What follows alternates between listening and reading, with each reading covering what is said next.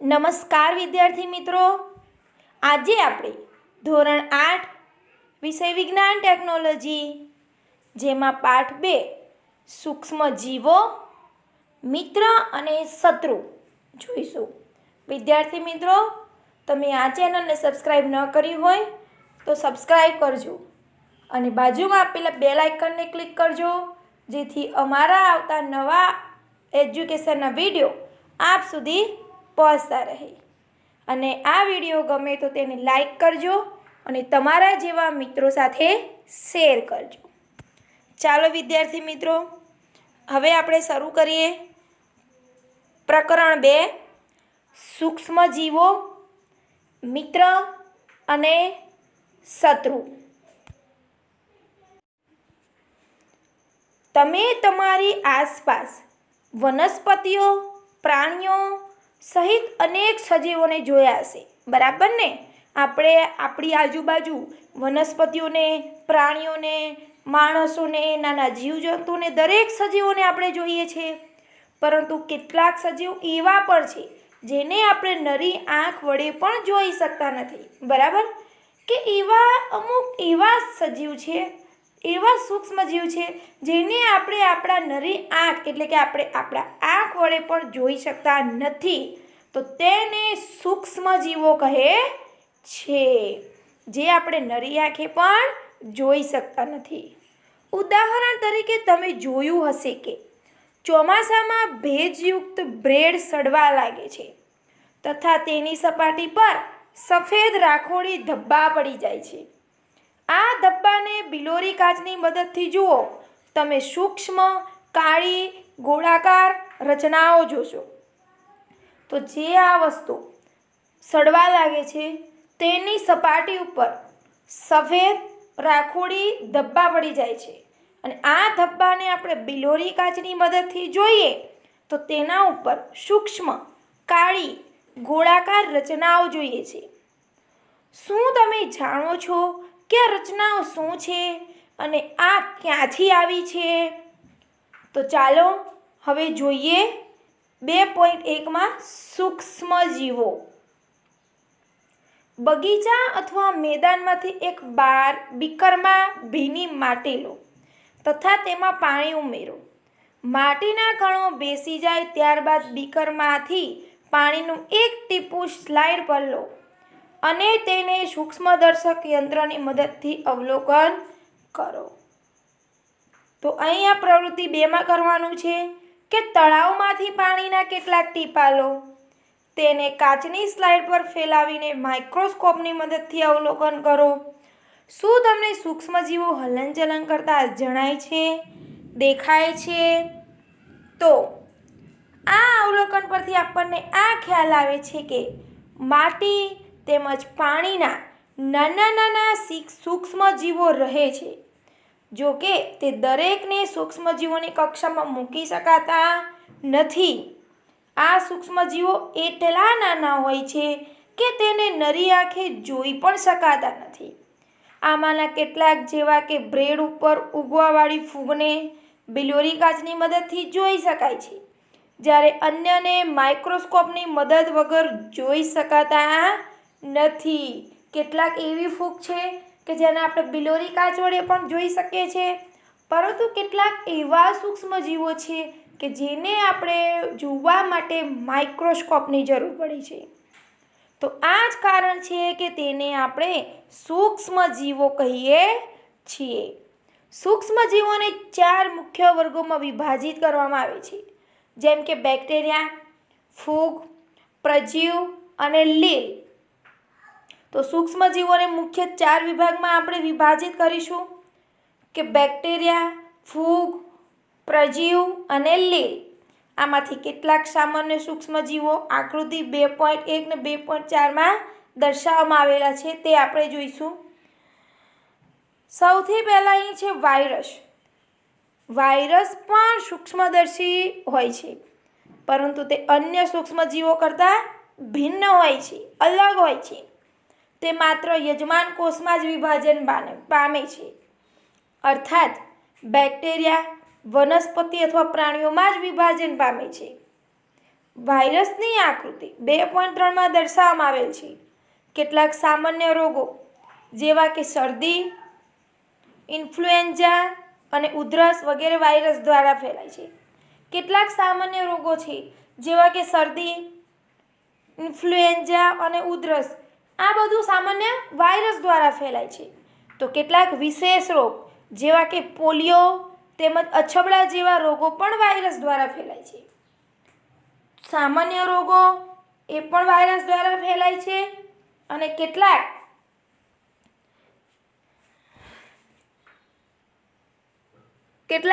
વિશેષ રોગ છે તે પણ આપણે વાયરસ દ્વારા ફેલાય છે. તો જે અછબડા અને પોલિયો છે. ઝાડા અને મેલેરિયા જેવા રોગો પ્રજીવથી થાય છે.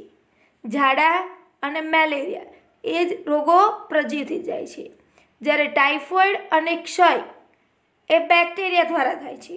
વિદ્યાર્થી મિત્રો ધ્યાન આપજો, વાયરસથી, પ્રજીવથી, બેક્ટેરિયાથી કયા કયા રોગ ફેલાય છે તે ધ્યાન આપજો. તમે આમાંથી કેટલાક સૂક્ષ્મજીવો વિશે ધોરણ 6 અને ધોરણ 7માં આપણે અભ્યાસ કરી ચૂક્યા છીએ. અહીંયા છે કુંતલાકાર બેક્ટેરિયા અને દંડાણુ આકાર બેક્ટેરિયા. આ બેક્ટેરિયાના ઉદાહરણ છે, આકૃતિ સાથે સમજાવેલા છે. આગળ છે આકૃતિ 2.2માં લીલ છે જે ક્લેમિડિયો, મોનાસ અને રોગાયેલા એ લીલનો પ્રકાર છે. પછી પ્રજીવમાં છે અમીબા અને પેરામીશિયમ. બરાબર, અમીબાનો કોઈ આકાર નક્કી હોતો નથી, જ્યારે પેરામીશિયમનો ચંપલ જેવો છે. તો હવે ફૂગ જોઈએ. તો ફૂગ છે બ્રેડ મોલ્ડ, પેનિસિલિયમ અને એસ્પરજીલસ. બરાબર, આ ફૂગ છે. હવે આપણે આગળ જોઈશું.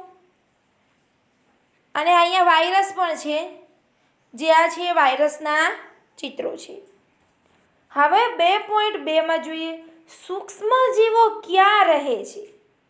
બરાબર, તો સૂક્ષ્મજીવો એકકોષી હોઈ શકે છે, જેમ કે બેક્ટેરિયા, કેટલીક લીલ અને પ્રજીવો અથવા બહુકોષીય સૂક્ષ્મજીવો.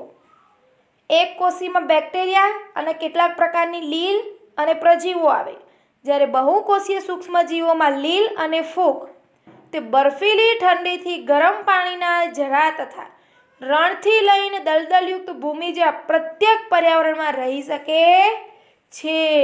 દરેક પર્યાવરણ તેને અનુકૂળ આવે છે. તે મનુષ્ય સહિત અન્ય પ્રાણીઓમાં શરીરમાં પણ જોવા મળે છે.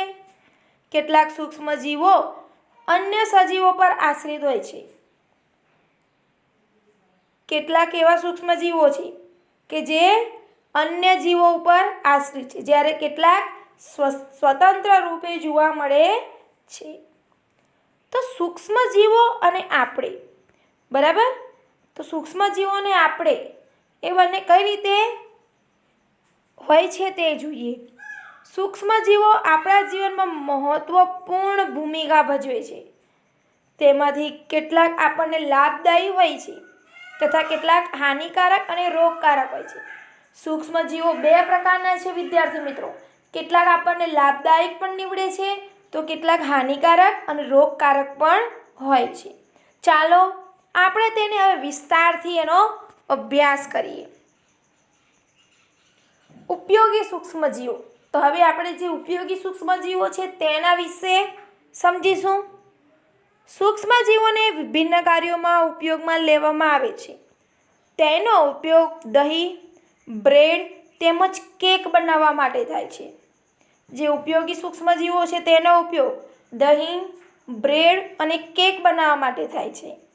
પ્રાચીન કાળથી સૂક્ષ્મજીવોનો ઉપયોગ આલ્કોહોલ બનાવવા માટે કરવામાં આવી રહ્યો છે. પર્યાવરણને સ્વચ્છ રાખવા માટે પણ તેનો ઉપયોગ કરવામાં આવે છે. ખાસ ધ્યાન આપજો વિદ્યાર્થી મિત્રો કે આપણા પર્યાવરણને સ્વચ્છ રાખવા માટે પણ તેનો ઉપયોગ કરવામાં આવે છે. ઉદાહરણ તરીકે કાર્બનિક કચરા એટલે કે શાકભાજીની છાલ, પ્રાણી અવશેષ મળ વગેરેનું વિઘટન બેક્ટેરિયા દ્વારા બિનહાનિકારક અને ઉપયોગી પદાર્થોમાં કરવામાં આવે છે કે જે આ ગંદો કચરો છે, કાર્બનિક કચરો છે, તેનું વિઘટન બેક્ટેરિયા દ્વારા કરવામાં આવે છે. અને યાદ કરો કે બેક્ટેરિયાનો ઉપયોગ ઔષધ બનાવવા માટે પણ તથા કૃષિ ક્ષેત્રે નાઇટ્રોજન સ્થાપક દ્વારા જમીનની ફળદ્રુપતા વધારવા માટે પણ કરવામાં આવે છે. આગળના પાઠમાં પાઠ 1 બરાબર કે પાક ઉત્પાદન અને વ્યવસ્થાપનમાં આપણે જોયું હતું જમીનની ફળદ્રુપતા, તેની અંદર પણ આ બેક્ટેરિયા મુખ્ય ભાગ ભજવે છે. તે કૃષિ ક્ષેત્રે નાઇટ્રોજન સ્થાપન કરવા માટે પણ તેનો ઉપયોગ કરવામાં આવે છે. હવે આપણે જોઈએ દહીં અને બ્રેડ બનાવવા માટે કઈ રીતે બેક્ટેરિયાનો ઉપયોગ કરીએ છીએ આપણે. તો તમે ધોરણ 7માં અભ્યાસ કર્યો કે દૂધનું દહીંમાં રૂપાંતરણ બેક્ટેરિયા દ્વારા થાય છે. આપણે દૂધમાંથી દહીં બનાવીએ છીએ તો તે બેક્ટેરિયા દ્વારા રૂપાંતરણ થાય છે. તે આપણે સારી રીતે ધોરણ 7માં ભણી ગયા છીએ. અહીંયા પહેલી કહે છે મેં મારી મમ્મીને હૂંફાળા દૂધમાં થોડુંક દહીં ભેળવતા જોઈ છે જેનાથી દહીં જામી જાય છે. મને આશ્ચર્ય થયું આવું કેમ? બરાબર. તો દહીંમાં ઘણા બધા સૂક્ષ્મજીવો રહેલા છે. દહીંની અંદર ઘણા બધા સૂક્ષ્મજીવો રહેલા હોય છે જેમાંથી લેક્ટોબેસિલસ નામના બેક્ટેરિયા મુખ્ય છે જે દૂધને દહીંમાં પરિવર્તિત કરે છે.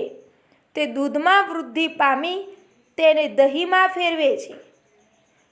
બેક્ટેરિયા ચીઝ, અથાણું તેમજ અનેક ખાદ્ય પદાર્થોના ઉત્પાદનમાં સહાયતા કરે છે.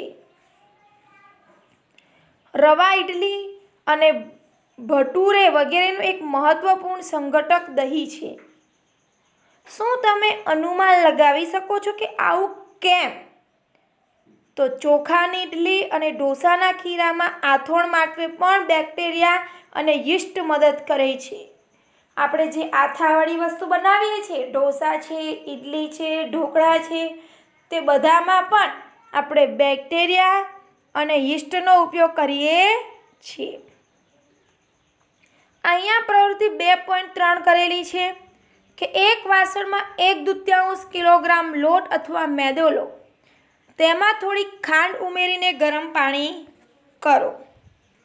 ત્યારબાદ તેમાં 1 ચપટી યીસ્ટ પાવડર ઉમેરો અને સરખી રીતે કણક બનાવો.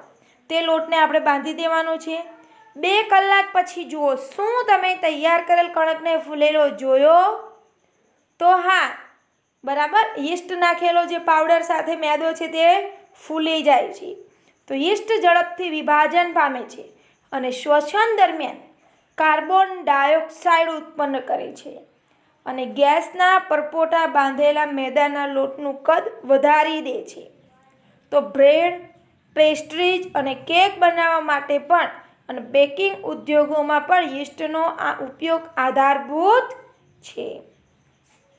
હવે આપણે જોઈએ સૂક્ષ્મજીવોનો વ્યાપારી ઉપયોગ કઈ રીતે થાય છે. આપણે રોજિંદા જીવનમાં તો રોજિંદા ઘર વપરાશમાં તો આપણે બેક્ટેરિયાનો ઉપયોગ જોઈ લીધો છે. હવે સૂક્ષ્મજીવોનો વ્યાપારી ઉપયોગ કઈ રીતે છે? તો મોટા પાયા પર આલ્કોહોલ, દારૂ તેમજ એસિટિક એસિડ એટલે કે વિનેગરના ઉત્પાદનમાં સૂક્ષ્મજીવોનો ઉપયોગ થાય છે. જવ, દહીં, ચોખા તથા કચરેલા ફળોના રસમાં રહેલ પ્રાકૃતિક શર્કરામાં યીસ્ટને ઉછેરીને આલ્કોહોલનું ઉત્પાદન કરવામાં આવે છે.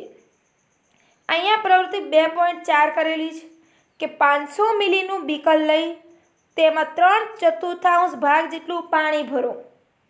તેમાં 2-3 ચમચી ખાંડ ઓગાળો. તેમાં 1/2 ચમચી યીસ્ટ પાવડર નાખો અને 4 થી 5 કલાક માટે ઉષ્ણ સ્થાન પર ઢાંકીને રાખો. ગરમ સ્થાન ઉપર તેને ઢાંકીને રાખી દેવાનું છે. હવે તેને સૂંઘો. શું તમને વાસ એટલે કે સુગંધ આવે છે? બરાબર. તો આ સુગંધ આલ્કોહોલની છે જે યીસ્ટ દ્વારા ખાંડને આલ્કોહોલમાં ફેરવવાથી ઉત્પન્ન થાય છે. શર્કરા એટલે ખાંડનું આલ્કોહોલમાં રૂપાંતર થવાની પ્રક્રિયાને આથવણ કહે છે. બરાબર. હવે લુઈ પાસ્ચરે આથવણની શોધ કરી 1857માં. આથવણની શોધ લુઈ પાસ્ચરે કરી 1857માં. સૂક્ષ્મજીવોનો ઔષધીય ઉપયોગ. હવે આપણે સૂક્ષ્મજીવોનો ઔષધીય ઉપયોગ ઉદ્યોગોમાં ઉપયોગ આપણે જોયો. હવે ઔષધિ તરીકે કઈ રીતે ઉપયોગ થાય છે તે જોઈએ. કે જ્યારે તમે બીમાર પડો છો ત્યારે ડૉક્ટર તમને પેનિસિલિયમનું ઇન્જેક્શન આપે છે અથવા કોઈ અન્ય જ એન્ટીબાયોટિક ગોળી અથવા તો કેપ્સ્યુલ આપે છે. તો આ ઔષધોના સ્ત્રોત સૂક્ષ્મજીવો છે. આપણને જે ગોળી, જે દવા, જે ઇન્જેક્શન આપે છે તો તેની અંદર જે ઔષધિનો સ્ત્રોત છે તે સૂક્ષ્મજીવો છે.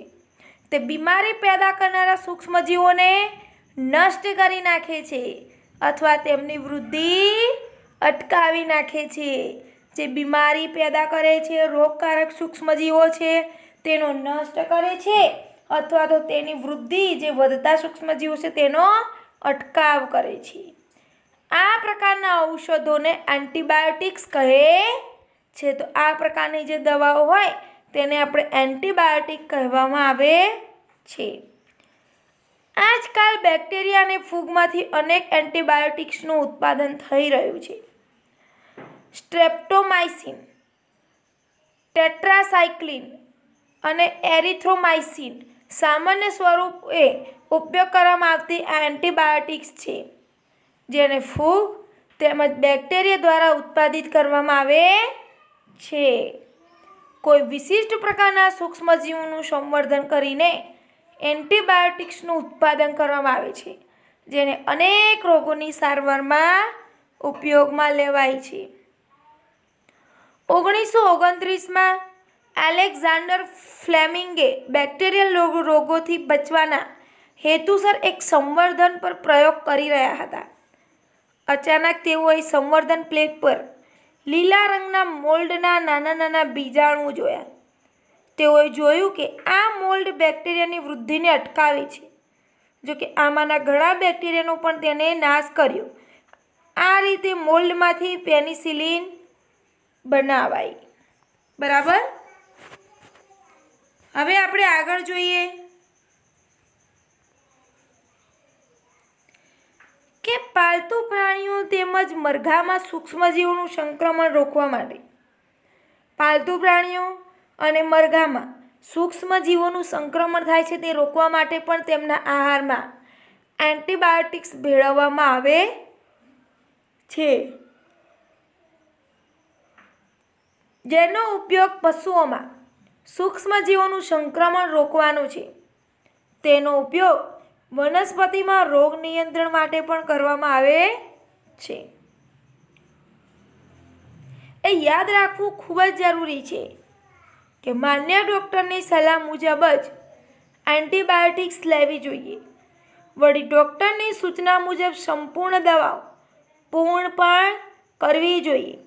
જો એન્ટીબાયોટિક્સની જરૂર ન હોય ત્યારે કે અયોગ્ય માત્રામાં લેવામાં આવે તો ભવિષ્યમાં જરૂર પડે ત્યારે તે ઓછી અસર કરી શકે છે. બરાબર વિદ્યાર્થી મિત્રો, આપણને જરૂર હોય તો જ એન્ટીબાયોટિક્સની દવા લેવી. જો આપણે વારંવાર અવારનવાર લેતા રહીએ તો ભવિષ્યમાં જ્યારે આપણને શરીરને જરૂર પડશે એન્ટીબાયોટિક્સની તો આ એન્ટીબાયોટિક જે દવાઓ છે આપણા શરીરને અસર ઓછી કરશે. વળી બિનજરૂરી એન્ટીબાયોટિક્સ લેવામાં આવે તો શરીરમાં આવેલા ઉપયોગી બેક્ટેરિયા પણ નષ્ટ થઈ શકે છે. બિનજરૂરી એન્ટીબાયોટિક લઈએ તો આપણામાં શરીરમાં આવેલા જે ઉપયોગી બેક્ટેરિયા છે તેને પણ નષ્ટ કરી નાખે છે. તેમ છતાં શરદી અને તાવમાં એન્ટીબાયોટિક્સ એટલી પ્રભાવશાળી નથી કારણ કે આ રોગ વાયરસથી થાય છે. હવે આપણે જોઈએ રસી, વેક્સિન. શિશુ અને બાળકોને રસી કેમ મૂકવામાં આવે છે? નાના બાળકોને રસી કેમ મૂકીએ છીએ?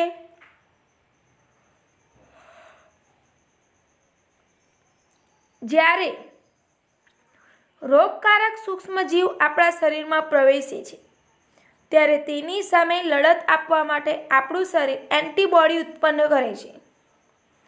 જ્યારે રોગકારક સૂક્ષ્મજીવ આપણા શરીરમાં પ્રવેશે તેની સામે લડત આપવા માટે આપણું શરીર એન્ટીબોડી ઉત્પન્ન કરે. શરીરને એ પણ યાદ રહે છે કે એ જ સૂક્ષ્મજીવ જ્યારે આપણા શરીરમાં પુનઃ પ્રવેશે તો જ તે એન્ટીબોડી વડે તેને સામે કેવી રીતે લડત આપી શકાય. આથી જો મૃત અથવા નિષ્ક્રિય સૂક્ષ્મજીવોને સ્વસ્થ શરીરમાં દાખલ કરવામાં આવે તો શરીરના કોષો તેની સામે લડત આપવા એન્ટીબોડી ઉત્પન્ન કરીને હુમલો કરતા બેક્ટેરિયાને નાશ કરી નાખે છે. આ એન્ટીબોડી આપણા શરીરમાં હંમેશા માટે બનેલા રહે છે તથા રોગકારક સૂક્ષ્મજીવોથી આપણો બચાવ પણ કરે છે. તો આ પ્રકારે રસી કાર્ય કરે છે અને કોલેરા, ટ્યુબરક્યુલોસિસ, શીતળા, કમળો જેવા રોગો રસી દ્વારા અટકાવી શકાય છે. હવે આગળ જોઈએ. એડવર્ડ જેનરે 1779માં શીતળા માટેની રસી શોધ કરી હતી. તમારા બાળપણમાં તમને પણ અનેક રોગો સામે રક્ષણ મેળવવા માટે રસી મૂકવામાં આવી હશે, બરાબર ને? તો શું તમે આ રોગોની યાદી તૈયાર કરી શકો છો કે તેની માટે તમે તમારા માતા પિતાની મદદ લઈ શકો છો? તો બધા રોગોને સુરક્ષાની આવશ્યકતા હોય છે. જરૂરી રસી નજીકની હોસ્પિટલમાં ઉપલબ્ધ હોય છે. બાળકોને પોલિયોથી બચાવવા માટે તમે ટેલિવિઝન પર તેમજ સમાચાર પત્રોમાં પોલિયોના રસીકરણ માટેનું વિજ્ઞાપન તો જોયું જ હશે. તો વાસ્તવમાં તો બાળકોને આપવામાં આવતા પોલિયોના ટીપા એ એક રસી જ છે. હવે આગળ જોઈએ કે શીતળા વિરુદ્ધ વિશ્વવ્યાપી અભિયાન ચલાવવામાં આવ્યું. પરિણામ સ્વરૂપે વિશ્વના મોટા ભાગોમાંથી શીતળાને દૂર કરી શકાયો. આજકાલ સૂક્ષ્મજીવોમાંથી રસીનું ઉત્પાદન મોટે પાયે કરવામાં આવે છે, જેનાથી મનુષ્ય તેમજ પ્રાણીઓને અનેક રોગોથી બચાવી શકાય છે. હવે આપણે જોઈએ ભૂમિની ફળદ્રુપતામાં વધારો.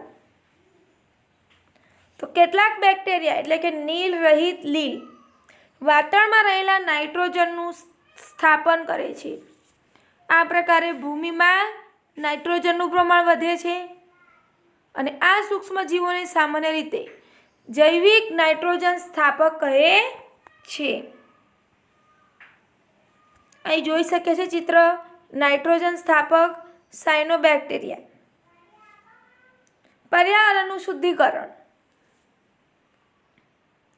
સ્કૂલમાં માળીને કુદરતી ખાતર બનાવતા જોઈને પહેલી અને બુઝોએ તેમના મિત્રો સાથે ઘરમાંથી બગીચામાંથી પર્ણો તેમજ ફળ શાકભાજીનો કચરો એકત્રિત કરીને તેને નિકાલ માટે બનાવવામાં આવેલ એક ખાડામાં નાખ્યો.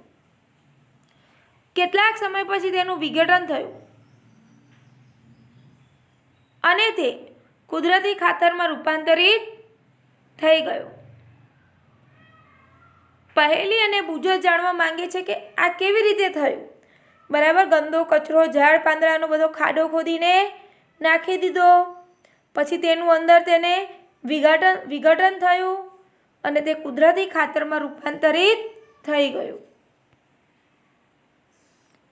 અહીંયા 2.5માં એક પ્રવૃત્તિ કરેલી છે કે 2 કુંડા લઈને પ્રત્યેક માટીથી અડધી ભરી દો. તેના A અને B માં નામ નિર્દેશ કરી દો. A કુંડામાં વનસ્પતિનો કચરો ભરો અને B કુંડામાં પોલિથીનની કોથળી, કાચની ખાલી બોટલ અથવા પ્લાસ્ટિકના તૂટેલા રમકડા વગેરે ભરો. તેને એક બાજુ રાખી દો અને 3-4 અઠવાડિયા પછી તેનું અવલોકન કરો. તો શું તમને બંને કુંડાની વસ્તુઓમાં કોઈ ભેદ જોવા મળે છે? તો હા. જો હા તો કયો ભેદ જોવા મળે છે? તો આપણે જોયું કે કુંડા એમાં વનસ્પતિજન્ય કચરાનું વિઘટન થઈ ગયું છે. કેવી રીતે? સૂક્ષ્મજીવો વનસ્પતિ કચરાનું વિઘટન કરીને તેને કુદરતી ખાતરમાં ફેરવી દે છે અને આ પ્રક્રિયામાં બનેલા પોષક દ્રવ્યો વનસ્પતિ દ્વારા પુનઃ ઉપયોગ કરવામાં આવે છે. હવે આગળ જોઈએ. શું તમે ધ્યાન આપ્યું છે કે કુંડા બીમાં પોલિથીનની થેલી, કાચની ખાલી બોટલ અથવા રમકડાના ટુકડામાં કોઈ પણ પ્રકારનું પરિવર્તન જોવા મળતું નથી.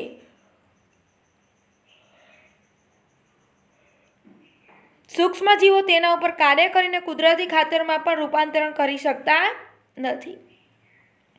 તમે અવારનવાર જમીન પર સળગતી વનસ્પતિ અને મૃત પ્રાણીઓના સ્વરૂપો, મૃત કાર્બનિક દ્રવ્યોનો મોટો જથ્થો જોયો હશે.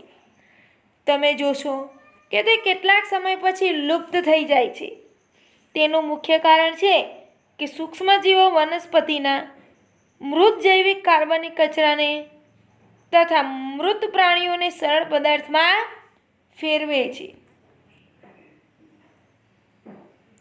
આ પદાર્થ અન્ય વનસ્પતિઓ તથા પ્રાણીઓ દ્વારા પુનઃ ઉપયોગમાં લેવામાં આવે છે અને આ પ્રકારે હાનિકારક તેમજ દુર્ગંધ મારતા પદાર્થોના વિઘટન માટે સૂક્ષ્મજીવોનો ઉપયોગ કરી પર્યાવરણને શુદ્ધ પણ કરી શકાય છે. ચલો આગળ જોઈએ. હાનિકારક સૂક્ષ્મજીવો. આપણે આગળ જોયા તે આપણને લાભકારક સૂક્ષ્મજીવો હતા. હવે હાનિકારક, રોગકારક. સૂક્ષ્મજીવો અનેક રીતે હાનિકારક હોય છે. કેટલાક સૂક્ષ્મજીવો મનુષ્ય, પ્રાણીઓ તેમજ વનસ્પતિઓમાં રોગ ઉત્પન્ન કરે છે. તો રોગ ઉત્પન્ન કરતા આવા સૂક્ષ્મજીવોને રોગકારક સૂક્ષ્મજીવો કહે છે. કેટલાક સૂક્ષ્મજીવો ખોરાક, કપડાં અને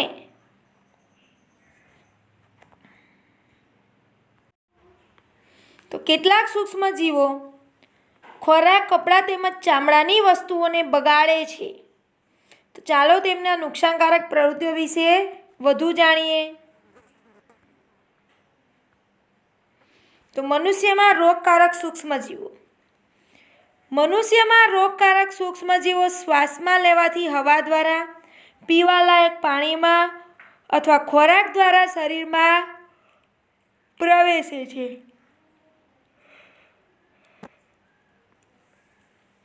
સંક્રમિત વ્યક્તિ અથવા પાણીના સીધા સંપર્કમાં આવવાથી તે રોગનો ફેલાવો થાય છે. સૂક્ષ્મજીવો દ્વારા આવા રોગો જે એક સંક્રમિત વ્યક્તિમાંથી બીજી સ્વસ્થ વ્યક્તિમાં હવા, પાણીને ખોરાક અથવા ભૌતિક સંપર્ક દ્વારા ફેલાય તેને ચેપી રોગ કહે છે. આવા રોગના કેટલાક ઉદાહરણ જેવા કે કોલેરા, શરદી, શીતળા અને ક્ષય છે. જ્યારે શરદીથી પીડાતી વ્યક્તિ છીંક ખાય તો સૂક્ષ્મ બૂંદોની સાથે હજારો રોગકારક વાયરસ હવામાં ફેલાય છે. તો આ વાયરસ શ્વાસ દ્વારા લેવામાં આવતી હવા દ્વારા શરીરમાં પ્રવેશ કરે અને પછી ચેપ લાગે છે. અહીંયા બુજો કહે છે ત્યારે તમે ચેપી રોગોનો ફેલાવો કેવી રીતે રોકી શકો છો? તો પહેલી આપણે જ્યારે છીંકતા હોઈએ ત્યારે આપણા મુખ ઉપર નાક અને રૂમાલ, આપણા મુખ તેમજ નાક ઉપર રૂમાલ રાખવો જોઈએ અને શક્ય હોય તો સંક્રમિત વ્યક્તિથી પર્યાપ્ત અંતર જાળવવું જોઈએ.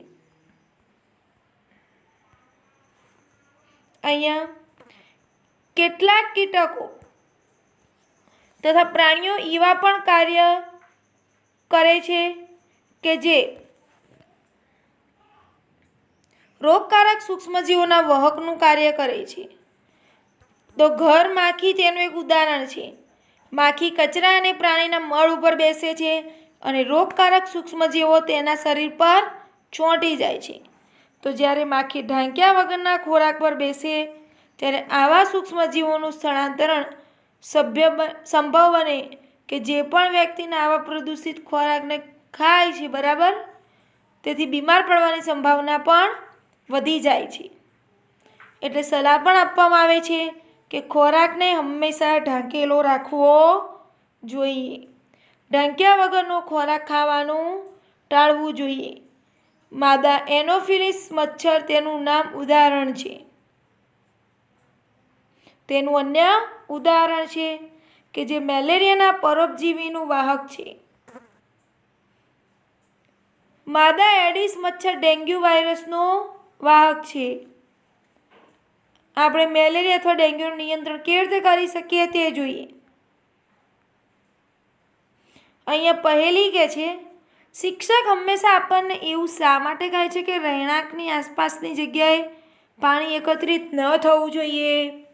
તો અહીં જોઈએ કે બધા મચ્છર પાણીમાં પ્રજનન કરે છે. આપણે ક્યાંય પણ પાણીને જમા થયેલું રાખવું જોઈએ નહીં. કુલર, ટાયરો તેમજ ફૂલદાની વગેરેમાં ક્યાંય પણ પાણીને એકત્રિત થવા દેવું નહીં. તો એટલે કે આપણી આસપાસના સ્થાનોને સ્વચ્છ તેમજ શુષ્ક રાખીને આપણે મચ્છરોને પેદા કરતા રોકી શકીએ છીએ. આ બિનઉપયોગી યાદી બનાવવાનો પ્રયાસ કરો, જેને અપનાવવાથી મેલેરિયા ફેલાતો અટકાવી શકાય છે. ચલો અહીં આગળ જોઈએ કે અહીંયા માનવ રોગ લખેલું છે. રોગકારક તેના સૂક્ષ્મજીવો, તેની ફેલવાની રીત અને બચાવના સામાન્ય ઉપાયો. તો આગળ જોઈએ માનવ રોગ ટ્યુબરક્યુલોસિસ. તો રોગકારક સૂક્ષ્મજીવ છે બેક્ટેરિયા અને ફેલાવાની રીત હવા દ્વારા. બરાબર. માનવ રોગ ઓરી, રોગકારક સૂક્ષ્મજીવ વાયરસ અને ફેલાવાની રીત હવા. અછબડા વાયરસ અને હવા સંપર્ક દ્વારા. પોલિયો વાયરસ અને હવા અને પાણી દ્વારા. તો એ બચવાના સામાન્ય ઉપાયો, તો દર્દીને સંપૂર્ણ રીતે અન્ય વ્યક્તિઓથી અલગ રાખો. દર્દીની વ્યક્તિગત વસ્તુઓ અન્યથી અલગ રાખો અને યોગ્ય ઉંમરે રસી મુકાવો. હવે છે કોલેરિયા. તો એનો રોગપ્રતિકારક સૂક્ષ્મજીવ બેક્ટેરિયા અને ફેલાવાની રીત પાણી અને ખોરાક દ્વારા. ટાઇફોઇડ,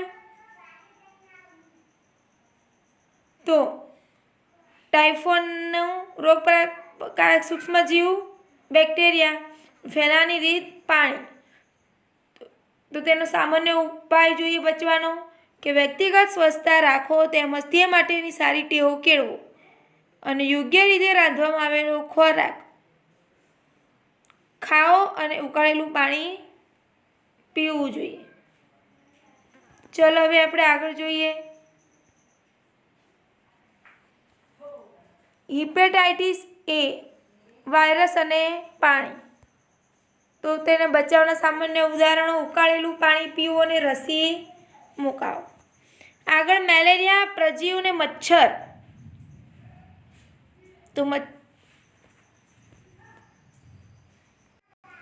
તો આગળ જોઈએ મેલેરિયા, પ્રજીવ અને મચ્છર. તો મચ્છરદાનીનો ઉપયોગ કરો, મચ્છર ભગાડવાના રસાયણો વાપરો, કીટનાશકનો છંટકાવ કરો અને આજુબાજુ ભરાયેલ પાણીને દૂર કરી મચ્છરને પ્રજનન કરતા અટકાવો.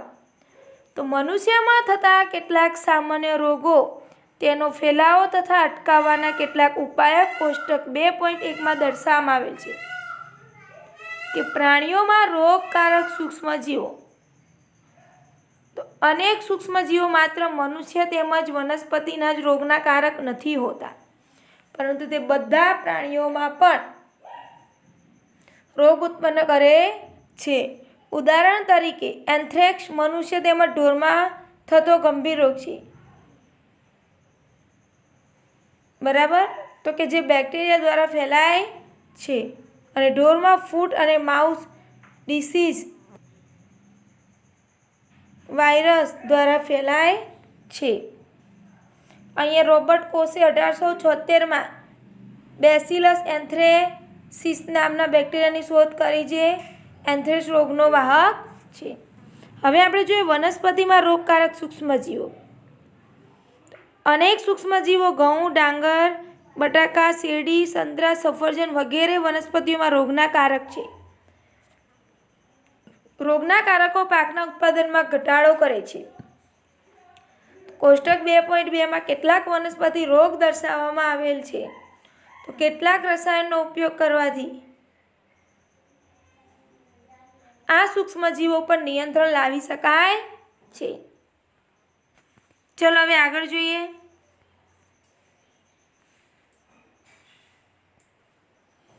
કોષ્ટક 2.2માં કે સૂક્ષ્મજીવો દ્વારા વનસ્પતિમાં થનારા કેટલાક રોગ. વનસ્પતિજન્ય રોગોમાં સાઇટ્રસ કેન્ડર, સૂક્ષ્મજીવ બેક્ટેરિયા અને ફેલાવાની રીત હવા. વનસ્પતિજન્ય રોગોમાં ઘઉંનો લોટ, ઘઉંનો પેસ્ટ, સૂક્ષ્મજીવ એટલે કે ફૂગ, ફેલાવાની રીત હવા અને બીજ. આગળ જોઈએ કે વનસ્પતિજન્ય રોગોમાં ભીંડાનો પિત્ત, તો વાયરસ અને કીટક. હવે ખોરાક વિષાક્તન એટલે કે ઝેરીયુક્ત. તો બુજોના મિત્રએ તેને એક પાર્ટીમાં આમંત્રણ કર્યો. ત્યારે તેણે અનેક પ્રકારના ભોજન આરોગ્યા. ઘરે પહોંચીને તેને ઉલટી થવા લાગી.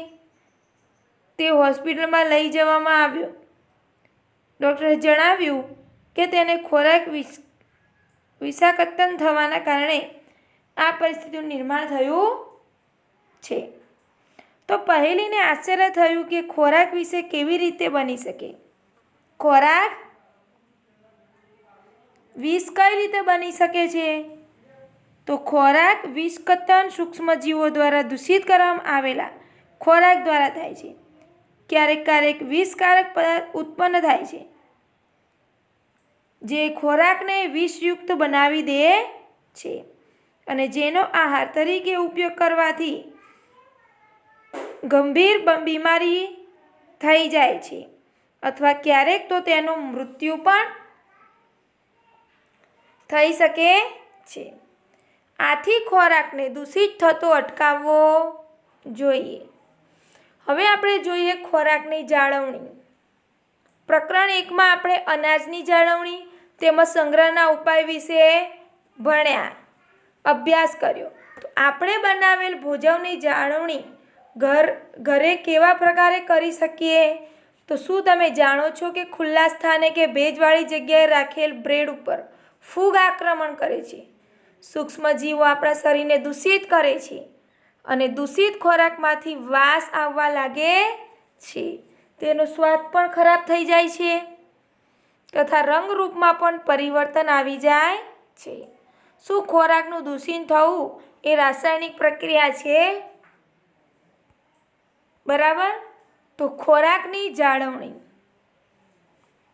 રાસાયણિક પ્રક્રિયા છે. તો પહેલીએ કેટલીક કેરીઓ ખરીદી પરંતુ તેણે ઘણા દિવસ સુધી તેને ખાધી નહીં. પછી તેણે જોયું તો તે બગડી ગઈ હતી, પરંતુ તે જાણતી હતી કે તેની દાદી દ્વારા બનાવવામાં આવેલ કેરીનું અથાણું ખૂબ લાંબા સમય સુધી બગડતું નથી. તો તે મૂંઝવણમાં છે. આગળ જોઈએ. ચાલો આપણે ખાદ્ય પદાર્થોની જાળવણીની કેટલીક પદ્ધતિઓનો અભ્યાસ કરીએ જેનો ઉપયોગ આપણે ઘરમાં કરીએ છીએ. આપણે તેનું સૂક્ષ્મજીવોના આક્રમણથી રક્ષણ આપીએ છીએ. રાસાયણિક પદ્ધતિ. તો સૂક્ષ્મજીવોની વૃદ્ધિ અટકાવવા સામાન્ય રીતે મીઠું તથા ખાદ્ય તેલ વપરાય છે, માટે તેને જાળવણીકારક પદાર્થ કહે છે. અથાણું બનાવવામાં મીઠું તથા એસિડ પ્રિઝર્વેટિવનો ઉપયોગ સૂક્ષ્મજીવોનું આક્રમણ કરવામાં તે થાય છે. સોડિયમ બેન્ઝોએટ તથા સોડિયમ મેટાબાયસલ્ફાઇડ જાણીતા પ્રિઝર્વેટિવ્સ છે.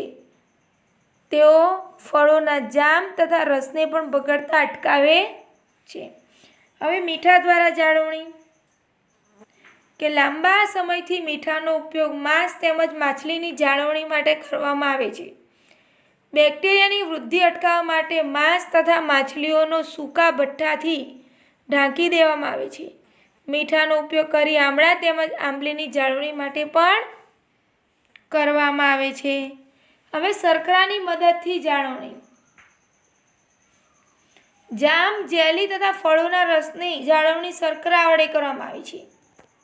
શર્કરા ભેજનું પ્રમાણ ઘટાડે છે, જે ખોરાકને દૂષિત કરતા બેક્ટેરિયાની વૃદ્ધિને નિયમિત કરે છે. તો તેલ તેમજ વિનેગર દ્વારા જાળવણી જોઈએ કે તેલ તથા વિનેગરનો ઉપયોગ આપણને અથાણાના બગડતા અટકાવવા માટે કરવામાં આવે છે, કારણ કે બેક્ટેરિયા તેની હાજરીમાં મૃત્યુ પામે છે. શાકભાજી, ફળ, માછલી તથા માંસની જાળવણી પણ આ પદ્ધતિ દ્વારા કરવામાં આવે છે. ગરમી અને ઠંડીથી સારવાર. તમે તમારી મમ્મીને દૂધ ગરમ કરતા જોયા હશે, તો ગરમ કરવાથી અનેક સૂક્ષ્મજીવો નષ્ટ થઈ જાય છે. તો આ પ્રકારે આપણે ખોરાકને રેફ્રિજરેટરમાં મૂકીએ છીએ, કેમ કે નીચું તાપમાન સૂક્ષ્મજીવોની વૃદ્ધિને અટકાવે છે. હવે આગળ જોઈએ કે કોથળીઓમાં આવતું દૂધ કેમ બગડતું નથી. મારી મમ્મીએ બતાવ્યું કે આ દૂધ જીવાણુ રહિત કે પછી પેસ્ચ્યુરાઇઝેશન એટલે બરાબર જીવાણુ રહિત છે. પેસ્ચ્યુરાઇઝેશન એટલે શું? તો પેસ્ચ્યુરાઇઝ્ડ દૂધને ઉકાળ્યા વગર વાપરવામાં આવે છે, કારણ કે તે સૂક્ષ્મજીવો રહિત હોય છે.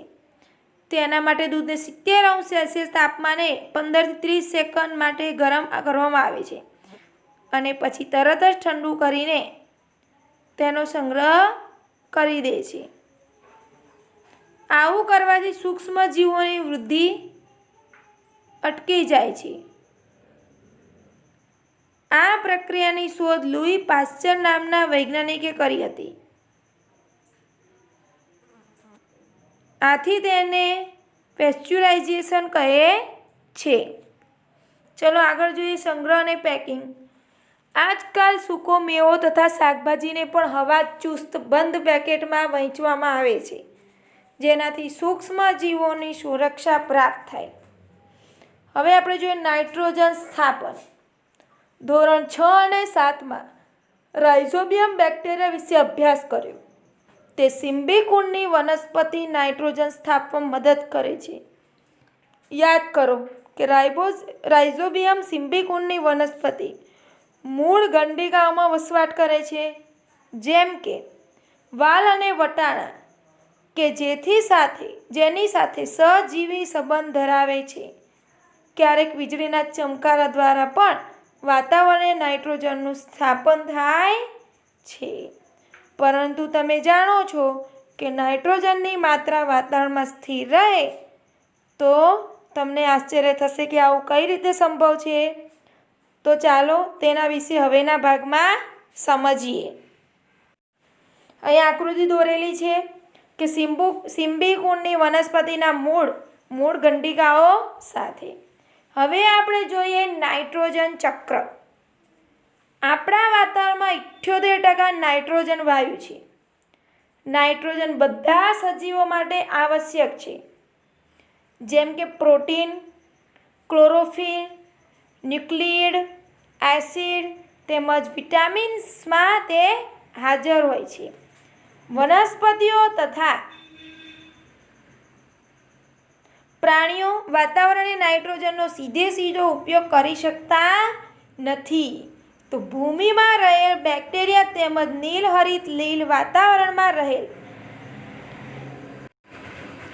નાઇટ્રોજનનું સ્થાપન કરીને યોગ્ય નાઇટ્રોજન ક્ષારમાં રૂપાંતરણ કરે છે. જ્યારે નાઇટ્રોજન આવા ક્ષારોમાં રૂપાંતરિત થઈ જાય છે, ત્યારે વનસ્પતિ તેનો ઉપયોગ ભૂમિમાંથી મૂળતંત્ર દ્વારા કરે છે. આગળ આપણે પહેલા પાઠમાં પણ આવી રીતે જોઈ ગયા હતા.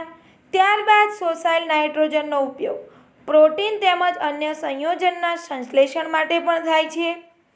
વનસ્પતિઓ પર આધાર રાખતા પ્રાણીઓ તેમાંથી પ્રોટીન તેમજ અન્ય નાઇટ્રોજન સંયોજનો પ્રાપ્ત કરે છે. વનસ્પતિઓ તેમજ પ્રાણીઓના મૃત્યુ બાદ ભૂમિમાં હાજર બેક્ટેરિયા તેમજ ફૂગ નાઇટ્રોજન ઉત્સર્ગ દ્રવ્યોના નાઇટ્રોજનોનો સંયોજનમાં પરિવર્તન કરે છે, જે વનસ્પતિ દ્વારા પુનઃ ઉપયોગમાં લેવાય છે. કેટલાક વિશિષ્ટ બેક્ટેરિયા નાઇટ્રોજનયુક્ત સંયોજનોને નાઇટ્રોજન વાયુમાં રૂપાંતરિત કરે છે, જે વાતાવરણમાં ચાલ્યો જાય છે. પરિણામે વાતાવરણમાં નાઇટ્રોજનની માત્રા લગભગ જળવાઈ રહે છે. અહીંયા નાઇટ્રોજન ચક્ર આપેલું છે. ભૂમિ તે જોઈએ આપણે કે ભૂમિમાં નાઇટ્રોજનના સંયોજનો, બરાબર. તે બેક્ટેરિયા નાઇટ્રોજનયુક્ત સંયોજનમાંથી નાઇટ્રોજન વાયુને ફેરવે છે.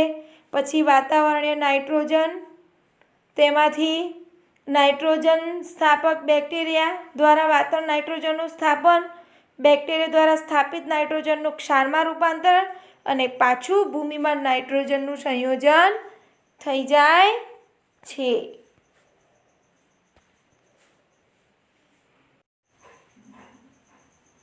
ચાલો વિદ્યાર્થી, અહીં આપણા સંપૂર્ણ પાઠમાં શું શીખ્યા તે જોઈએ. સૂક્ષ્મજીવો અત્યંત સૂક્ષ્મ હોવાથી તેને નરી આંખો વડે જોઈ શકાતા નથી.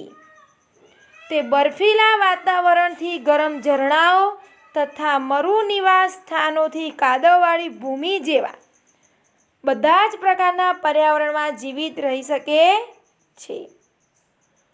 સૂક્ષ્મજીવ હવા, પાણી, ભૂમિ, વનસ્પતિ તેમજ પ્રાણીઓના શરીરમાં જોવા મળે છે. તે એકકોષી તેમજ બહુકોષી હોય છે. બેક્ટેરિયા, ફૂગ, પ્રજીવ તેમજ કેટલીક લીલનો સમાવેશ સૂક્ષ્મજીવોમાં થાય છે. વાયરસ તેઓથી અલગ હોય છે, છતાં પણ તેનો સમાવેશ સૂક્ષ્મજીવોમાં થાય છે. વાયરસ અન્ય સૂક્ષ્મજીવોથી અલગ હોય છે.